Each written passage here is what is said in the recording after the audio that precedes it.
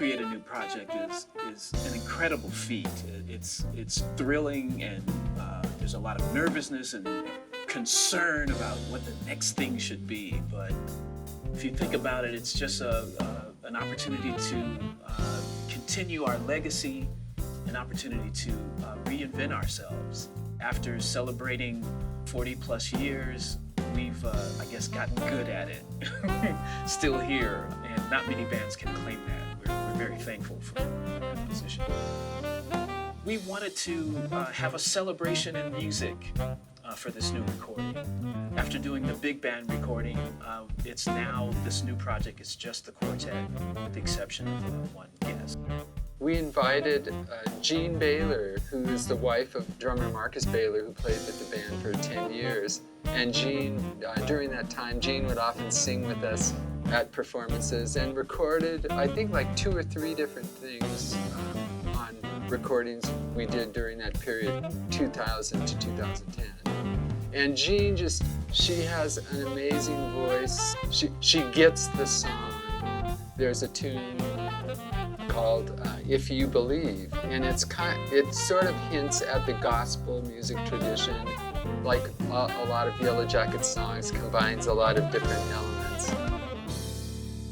It kind of carries over to the philosophy within just the 4 of us, where there is no leader, and everyone is welcome to have input as composer, arranger, decision maker, and that extends outward, I suppose, like Russ mentioned, to anybody that guests in these recordings. But I think it's noteworthy that the core quartet has persevered for 40 years and developed a certain way of relating to one another, a certain way of composing, a certain way of playing that is unmistakably Yellowjackets. I forget which session it was, but the sign said, "Leave your egos at the door." We used the word family, we used the word love, definitely something very, very personal, being able to express music together as a band.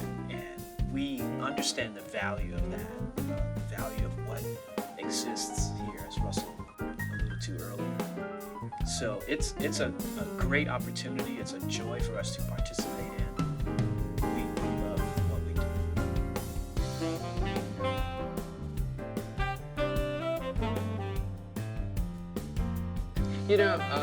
One thing that I think maybe all of us have become more aware of, but definitely I've thought about this a lot. We didn't play for quite a while during the pandemic, and then we returned and we just came back from a month-long European tour. It was just impressed upon me that the real strength of the band, I think, is the interplay and sort of all those years of playing together. You build something that is kind of intangible. I mean, you can't just show up with 3 other people and get to that place that took, years and years of working on the music to arrive at this certain communication, and just the pieces, all the interlocking pieces, they're there. And I take it for granted a lot of times, don't really think about it, but this last tour I was really aware of that. And I think in this recording, that's like a lot of what we're trying to do, just kind of put out that ensemble playing.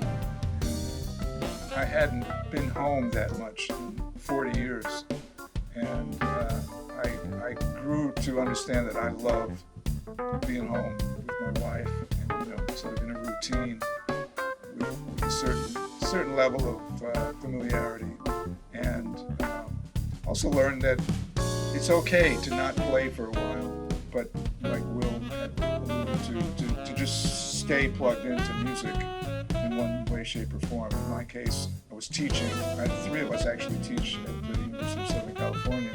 We were all teaching on Zoom, so there was that. But I was composing, arranging, working on some of the songs that we recorded on this project.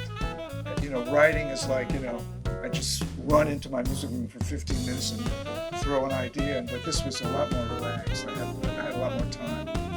A very interesting situation, and for me personally, being forced into a situation like that, being locked down, and as Russ was saying, not being able to be around folks, and you know, it kind of forces one to really think and almost forced to shift your perspective in a sense, and that's not necessarily such a bad thing. You know, I just tried my very best to focus on the positives of being in a situation like that. I learned how to cook. That was pretty awesome. Dane has had, I think, a significant impact on the band, starting with the fact that he's the age of my daughter. He's in tune with another generation of music and musicians. I love that, and it really, Dane has introduced us to a lot of really interesting music. You know, we're talking about things that we're listening to, and he's got a different playlist than I do. And when we did these big band charts, he's not hanging up anybody fumbling over his part, and then is an incredible soloist. He and William have connected. The bass and drum thing is outrageous. So, yeah, I mean, what am I forgetting? Probably not. Good cover. Yeah. What I would also add is Dane's a very interesting composer, and you know, based on what Russ just said, he having influences that differ from ours, the music he brings to the band is quite different and challenging and really interesting. And what's most interesting to me is the way the four of us interpret this music and kind of jacketize it. But it's a different thing, which is